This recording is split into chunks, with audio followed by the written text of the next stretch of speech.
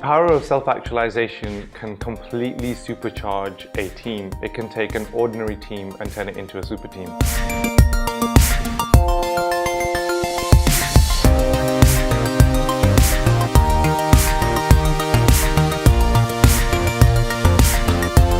You can have 5 people in a team with very limited resources, and they could end up outperforming and out-innovating a team that's 3 times the size with probably 3 times as much resources.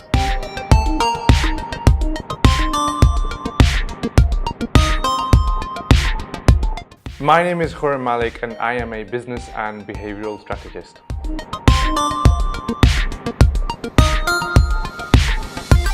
Before you can self-actualize people inside your team, you do actually need to make sure you've got the right members in the team.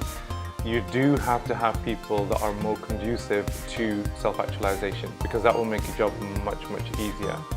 Skills and things you can train people. Changing character and attitude sets is much harder. So having personalities that are more open to self-development and more interested in achieving kind of the higher truth about their work and themselves is very important. What that requires, however, is a change in the process. It requires a change in the way that you recruit the people into your team.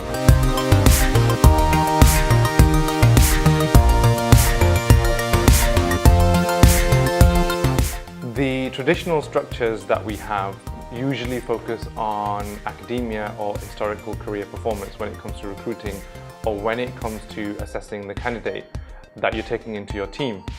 But those kind of things don't do enough to differentiate between one graduate or another, or even between one resume and another.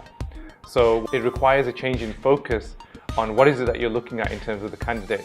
So rather than looking at skill set, historical performance, because historical performance isn't actually anymore a reliable indicator of future performance, neither is academic achievement, unfortunately.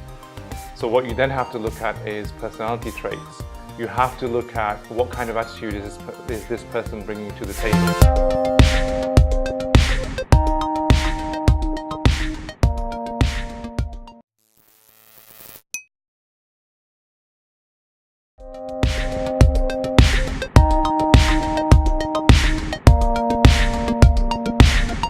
Most companies, generally speaking, when they're trying to carve out a competitive advantage, the general focus is usually to grow the brand, is to focus on sales and marketing, product development, sometimes even operations. But what most organizations tend to overlook, and what many probably don't know, is that you can actually carve out a competitive advantage by self-actualizing members in your team.